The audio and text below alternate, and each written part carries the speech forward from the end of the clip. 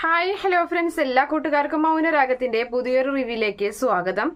അങ്ങനെ നമ്മുടെ കിരണിനെയും രതീഷിനെയും വേലുവിനെയും police arrest ചെയ്തിരിക്കുകയാണ്. കിരൺ എന്തായാലും താൻ കുത്തിയെന്ന് പറഞ്ഞിട്ടില്ല.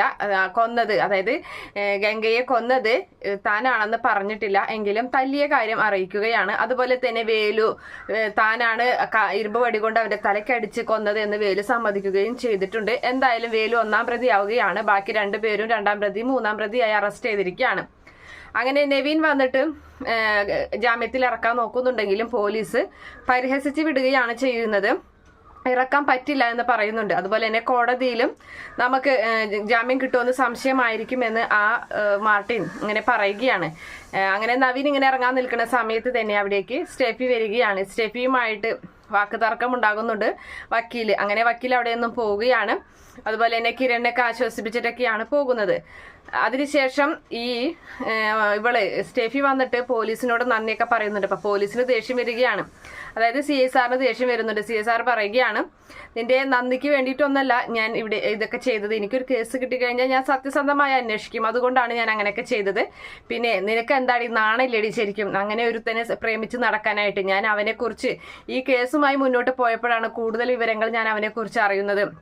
അവൻ ഇത്രയ്ക്ക് കൊള്ളരുതാത്തവനായ ഒരുത്തിന് വേണ്ടിയിട്ടാണ് നീ നിന്റെ ജീവിതം കളയുന്നത് എന്നൊക്കെ ചോദിച്ചിട്ട് അവൾ അങ്ങനെ വഴക്ക് പറയുകയും അതുപോലെ തന്നെ ഇത് കേസൊക്കെ എങ്ങനെയാ ആയത്, എന്താ സംഭവിച്ചെന്നൊക്കെ ചോദിക്കുമ്പോൾ നീ ആര്, എൻ്റെ സീനിയർ ഓഫീസർ എങ്ങനെയാണോ നിനക്ക് പറഞ്ഞു തരാനായിട്ട്? അതിന്റെ ആവശ്യം എനിക്കില്ല. നിനക്ക് വേണമെങ്കിൽ നാളെ കോടതിയിലോട്ട് വാ, അപ്പം അറിയാം നിനക്ക് എന്താ സംഭവിച്ചതെന്ന് എന്നും പറഞ്ഞ് CI അവിടെ നിന്ന് അവളെ പറഞ്ഞേക്കാണ്. അങ്ങനെ കിരണിന്റെ അരികിലേക്കൊക്കെ ചെന്നിട്ട് കിരണിനൊക്കെ ഒരുപാട് കളിയാക്കുകയും ഭീഷണിപ്പെടുത്തുകയൊക്കെ ചെയ്യുന്നുണ്ട്. ഗംഗയുടെ ആൾക്കാർ പുറത്തുണ്ട്, അതുകൊണ്ട് തന്നെ നിങ്ങൾക്ക് ഇനിയും നാശനഷ്ടങ്ങൾ ഉണ്ടാകും എന്നൊക്കെ തന്നെയാണ് ഈ പറയുന്ന സ്റ്റെഫി പറഞ്ഞ് ഭീഷണിപ്പെടുത്തുന്നത്. അത് കിരണൊന്ന് പേടിയാകുകയും ചെയ്യുന്നുണ്ട്. കാരണം ഈ കല്യാണിക്ക് സംഭവിച്ചതുപോലെ ഇനി ആർക്കെങ്കിലും ഇതുപോലെ എന്തെങ്കിലും ഒരു അപകടം ഉണ്ടായിക്കഴിഞ്ഞാൽ മതിയല്ലോ. അതുകൊണ്ട് തന്നെ ഇവളുടെ ഈ ഒരു അഹങ്കാരം ഇല്ലാതാക്കണമെന്ന് തന്നെയാണ് കിരൺ തീരുമാനിക്കുന്നത്. അതിനുശേഷം നമ്മുടെ ചന്ദ്രസേനൻ പല വഴിക്കും നോക്കുന്നുണ്ട് ഇറക്കാനായിട്ട്, പക്ഷെ പറ്റുന്നില്ല. അങ്ങനെ ചന്ദ്രസേനൻ പറയുകയാണ്, എന്തായാലും നമുക്ക് എന്തെങ്കിലും നിവൃത്തി ചെയ്ത് ഇവരൊക്കെ ഇറക്കണം, 3 പേരെയും പുറത്തിറക്കണം. അത് എങ്ങനെയാന്ന് വെച്ചിട്ടുണ്ടെങ്കിൽ ആരെ കാണേണ്ടതെന്ന് വെച്ചാൽ നമുക്ക് കാണണം എന്നൊക്കെ ഇങ്ങനെ പറയുകയാണ്. അതേ സമയത്താണെങ്കിൽ ഈ നവീനെ കാണാൻ വേണ്ടിയിട്ട് പ്രകാശൻ എത്തിയിരിക്കുകയാണ്. പ്രകാശൻ പറയുന്നുണ്ട് 3 പേരെയും പുറത്തിറക്കണം, കിരൺ മോൻ ഒന്നും സംഭവിക്കരുത്, ജയിലോട്ട് പോകരുത് എന്ന് പറയുകയാണ്. അപ്പോൾ നവീൻ പറയുകയാണ്, എന്തായാലും കിരൺ ഇതുവരെയും കുറ്റം സമ്മതിച്ചിട്ടില്ല. അതിനിപ്പോൾ കുറ്റം ഏറ്റെടുത്തുകൊണ്ട് ആരെങ്കിലും വരികയാണെങ്കിൽ ഒരു പക്ഷേ കിരൺ അതിൽ നിന്ന് രക്ഷപ്പെടും. അങ്ങനെ വരുന്ന ആളെ നമുക്ക് നല്ല കൃത്യമായിട്ട് അവരെ പുറത്തിറക്കാൻ സാധിക്കും. അവർക്ക് യാതൊരു പോറല് പോലും ഏൽപ്പിക്കാതെ അവരെ പുറത്തു കൊണ്ടുവരാൻ സാധിക്കുമെന്ന് ഈ നവീൻ പറയണ കേൾക്കുമ്പോൾ നമ്മുടെ പ്രകാശന് മനസ്സിൽ ഒരു കാര്യം അങ്ങനെ തീരുമാനിക്കുകയാണ്. എന്തായാലും പ്രകാശൻ അവിടെ നിന്നും നവീനോട് സംസാരിച്ചതിന് ശേഷം പോകുന്നുണ്ട്. പിറ്റേ ദിവസമാണെങ്കിൽ കാര്യങ്ങളൊക്കെ തന്നെ കോടതിയിൽ എത്തിയിരിക്കുകയാണ്. കോടതിയിൽ 3 പേരെയും ഹാജരാക്കിയിരിക്കുകയാണ്. നവീനാണെങ്കിൽ വാദം തുടങ്ങിയിരിക്കുകയാണ്. CI മാർട്ടിൻ ഇപ്പുറത്തെ കൂട്ടിലും അപ്പുറത്തെ കൂട്ടിലും 3 പേരും നിൽക്കുകയാണ്. അങ്ങനെ CIയുടെ ഒരുപാട് ചോദ്യങ്ങളൊക്കെ ചോദിക്കുന്നുണ്ട് ഈ പറയുന്ന നവീനും. CI അവിടെ നിന്ന് വേർക്കുന്ന രീതിയിൽ തന്നെയാണ് നവീൻ ചോദ്യങ്ങളൊക്കെ ചോദിക്കുന്നത്. അതുപോലെ തന്നെ ബോഡി കണ്ടെടുക്കാത്ത സ്ഥിതിക്ക് ഇവരെന്ത് തെറ്റ് ചെയ്ത് ഇവര് പറഞ്ഞ കാര്യത്തിൽ ഉറച്ചു നിന്നുകൊണ്ടാണ് ഇപ്പൊ ഇവര് ജയിലില് അടച്ചിടാൻ ഈ CI ശ്രമിക്കുന്നത്. അതുപോലെ തന്നെ ഒരു തെളിവും ഇതിനെതിരെ ഈ CSRന് കിട്ടിയിട്ടുമില്ല. എന്ത് തെളിവാണ് കിട്ടിയിട്ടുള്ളത് എന്നൊക്കെ ചോദിച്ചിട്ട് അങ്ങനെ കോടതിയുടെ മുന്നിൽ നാണം കെടുത്തുകയും ചെയ്യുകയാണ്.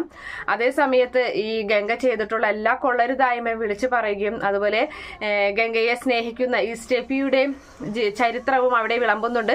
അവൾ പരോളിൽ ഇറങ്ങിയതിന് ശേഷമാണ് ഇങ്ങനെ ഒരു കേസ് കൊടുക്കുന്നത്. മാന്യമര്യാദയ്ക്ക് ജീവിക്കുന്ന ആൾക്കാരുടെ അവരുടെയൊക്കെ ഇതിനു വേണ്ടിയിട്ടാണ്, അവരൊക്കെ ഇല്ലാതാക്കാൻ വേണ്ടിയിട്ടാണ് ഈ CSR ശ്രമിക്കുന്നത് എന്നൊക്കെ ഇങ്ങനെ പറഞ്ഞങ്ങനെ നിൽക്കുന്ന സമയത്ത് എന്തായാലും അവിടേക്ക് ഒരു ട്വിസ്റ്റുമായിട്ട് നമ്മുടെ പ്രകാശനാണ് കടന്നു വരുന്നത്. പ്രകാശൻ അവിടേക്ക് വന്നിട്ട് പറയുന്നുണ്ട്, ഞാനാണ് ഈ ഒരു തെറ്റ് ചെയ്തത്, എൻ്റെ മരുമകനെ വെറുതെ വിടണം, ഞാനാണ് അവനെ തലക്കടിച്ചത് എന്നിങ്ങനെ പറഞ്ഞ് അവിടേക്ക് വരികയാണ്.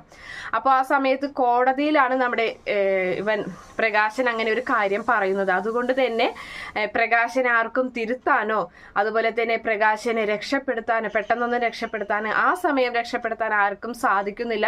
എന്തായാലും പ്രകാശന്റെ വാദം കേട്ട് ഈ ഒരു സംസാരം കേട്ട് കിരൺ അടക്കം എല്ലാവരും തലയിൽ കൈവച്ച് പോവുകയാണ്. അച്ഛൻ എന്ത് മണ്ടത്തരമാണ് ഈ കാണിച്ചത് എന്നൊക്കെ ഇങ്ങനെ ഉള്ള രീതിയിൽ നിൽക്കുകയാണ്. കാരണം ഇവനെ രക്ഷിക്കാൻ വേണ്ടിയിട്ടാണ് പ്രകാശൻ അങ്ങനെ ഒരു കുറ്റം ഏറ്റെടുക്കുന്നത്. അങ്ങനെ അതിനുശേഷമാണെങ്കിൽ ഈ പറയുന്ന പ്രകാശനെയാണ് പിന്നീട് അറസ്റ്റ് ചെയ്യുന്നതും അതുപോലെ തന്നെ കോടതിയിൽ വിളിച്ച് പറഞ്ഞതുകൊണ്ട് തന്നെ കോടതി അപ്പം തന്നെ പ്രകാശനെ റിമാൻഡ് ചെയ്യുകയാണ്. അങ്ങനെ റിമാൻഡ് ചെയ്ത് പ്രകാശൻ കോടതിയിൽ നിന്നും നേരെ ജയിലിലോട്ടാണ് കൊണ്ടുപോകുന്നത്. കല്യാണി ഈ വക കാര്യങ്ങളൊന്നും തന്നെ അറിഞ്ഞിട്ടില്ല. കിരൺ ജയിലിൽ പോലീസ് സ്റ്റേഷനിലായതും അതുപോലെ കോടതിയുടെ കാര്യവും ഒന്നും തന്നെ കല്യാണി അറിഞ്ഞിട്ടില്ല. അങ്ങനെ ഇപ്പൊ അച്ഛനെ അറസ്റ്റ് ചെയ്തു. ഇതൊക്കെ അറിഞ്ഞു കഴിഞ്ഞാൽ കല്യാണിയുടെ അസുഖം കൂടുതലാകുകയുള്ളൂ, അല്ലാതെ കുറയുകയില്ലെന്നല്ല നല്ല ഉറപ്പുള്ളത് കൊണ്ട് തന്നെ നമ്മുടെ ബൈജു അതിൻ്റെ ഇടയിൽ വന്നിട്ട് കല്യാണിയെ കാണുന്നൊക്കെ ഉണ്ട്, കല്യാണിയെ ആശ്വസിപ്പിക്കുകയൊക്കെ ചെയ്യുന്നുണ്ട്. അതേ സമയത്ത് നമ്മുടെ പ്രകാശനെ രക്ഷപ്പെടുത്താൻ എന്തായാലും കുറച്ച് ദിവസമെങ്കിലും ജയിലിൻ്റെ അകത്ത് കിടക്കേണ്ടി ഒരു 14 ദിവസം എന്തായാലും റിമാൻഡിലാക്കുന്നുണ്ട്. അങ്ങനെ അപ്പം ആ സമയത്ത് പ്രകാശനെ രക്ഷപ്പെടുത്താൻ നവീന് സാധിക്കുന്നില്ല. അങ്ങനെ ജയിലിലോട്ട് പോവുകയാണ്. ഈ മകന്റെ അരികിലോട്ട് തന്നെയാണ് പ്രകാശനെത്തുന്നത്. അങ്ങനെ മകനും അതുപോലെ അവിടെ മനോഹർ ഉണ്ടായിരിക്കും, അവർക്കിടയിലേക്കാണ് ചെല്ലുന്നത്. പ്രകാശനെ കാണുമ്പോൾ ഇവൻ വിക്രം പരിഹസിക്കുകയാണ് ചെയ്യുന്നത്. ഇത് നിങ്ങൾ ഇവിടേക്ക് വന്നോ എന്നൊക്കെ ചോദിച്ചിട്ട് ഒരുപാട് കുറ്റപ്പെടുത്തുകയും പരിഹസിക്കുകയൊക്കെ ചെയ്യുന്നുണ്ട്. ഒരച്ഛനോട് പറയാൻ പാടില്ലാത്ത വാക്കുകൾ കൊണ്ട് തന്നെയാണ് പ്രകാശനെ മുറിവേൽപ്പിക്കുന്നത് നമ്മുടെ വിക്രം. അത് കാണുന്ന ഇവന് വിഷമമാകുന്നുണ്ട്. അതായത് നമ്മുടെ മനോഹർ പറയാണ്, എടാ എത്രയായാലും നിന്റെ അച്ഛനല്ലടാ, നിനക്ക് വേണ്ടി ജീവിച്ച അച്ഛനാണ്, നിനക്ക് വേണ്ടി എന്തെല്ലാം കാര്യങ്ങൾ പെൺമക്കളെ വരെ തള്ളിക്കളഞ്ഞ് നിനക്ക് വേണ്ടി ജീവിച്ച അച്ഛനെ നീ ഇങ്ങനെയൊന്നും പറയരുത് എന്ന് പറയാണ്. എനിക്കിതൊക്കെ കേൾക്കുമ്പോൾ പൊള്ളും. കാരണം എനിക്കൊരു ശരിക്കുള്ളൊരു അച്ഛനും ഒരു അമ്മയും ഉണ്ടെന്ന് എൻ്റെ ഓർമ്മ വെച്ച നാളിൽ എനിക്കില്ലാത്ത ഒരു കാര്യമാണ്. അതുകൊണ്ട് തന്നെ നീ ഇങ്ങനെയൊക്കെ പറയുന്നത് ഭയങ്കര ദോഷമാണെന്നൊക്കെ ഇങ്ങനെ പറയുന്നുണ്ട്. അങ്ങനെ നമ്മുടെ പ്രകാശം പറയണം, അവൻ പറയട്ടെ മനോഹര, കാരണം അവൻ തന്നെയാണ് എന്നെ ഇങ്ങനെ പറയേണ്ടത്. അവൻ അപ്പം ആ സമയത്ത് ഈ പറയുന്ന കല്യാണിയെ ഇല്ലാതാക്കണം, അതുപോലെ കാർത്തികയെ ഞാൻ പുറത്തേക്ക് ഇറങ്ങിക്കഴിഞ്ഞാൽ കൊല്ലും, അങ്ങനെയുള്ള കാര്യങ്ങളൊക്കെയാണ് പറയുന്നത്. അങ്ങനെ ഇതൊക്കെ കേട്ട് സഹിക്കാനാവുന്നില്ല പ്രകാശൻ നമ്മുടെ വിക്രത്തിന്റെ ഷർട്ടിന്റെ കോളറൊക്കെ പിടിക്കുകയും അങ്ങടും ഇങ്ങടും ഉന്തും തള്ളും ഒക്കെ ആവുകയും ചെയ്യുന്നുണ്ട്. അങ്ങനെ കൂടുതൽ ആരോഗ്യം വിക്രത്തിനായതുകൊണ്ട് തന്നെ വിക്രം പ്രകാശനെ പിടിച്ച് തള്ളിയിടുകയാണ്. അത് കണ്ട് മനോഹർ ഓടി വന്നിട്ട് പ്രകാശനെ എഴുന്നേൽപ്പിക്കുകയും ചെയ്യുന്നുണ്ട്. എന്തായാലും ഇവൻ ഇതിന്റെ അകത്ത് കിടന്നിട്ടും ഇത്രയും നാളായിട്ടും അവന് മാറ്റങ്ങളൊന്നും തന്നെ വന്നിട്ടില്ല. അവൻ കൂടുതൽ അപകടകാരിയാകുകയാണ് ചെയ്തത് എന്ന് മകനെ പറ്റിയുള്ള ആ സത്യം പ്രകാശൻ തിരിച്ചറിയാണ്. എന്തായാലും പ്രകാശൻ ഒരു കാര്യം ഉറച്ചു തീരുമാനിക്കുകയാണ്. തൻ്റെ ഇനി ഇവൻ ഇവിടെ നിന്ന് പുറത്തിറങ്ങിക്കഴിഞ്ഞാൽ തൻ്റെ പെൺമക്കൾക്ക് ഇവൻ വലിയൊരു ഭീഷണി തന്നെയാണ്. രണ്ട് ശത്രുക്കളെ ഇല്ലാതാക്കിയത് കിരൺ തന്നെയാണ്. എന്തായാലും ഇവനെ ഇല്ലാതാക്കേണ്ടത്, അതില്ലാതാക്കാനുള്ള അവകാശം തൻ്റെ കൈകൾക്ക് തന്നെയാണെന്ന് തീരുമാനിച്ച് അവനെ അങ്ങ് ഇല്ലാതാക്കുകയാണ്. ആ ജയിലിൻ്റെ അകത്ത് വെച്ച് തന്നെ പ്രകാശൻ അവനെ തീർക്കുന്നുണ്ട്.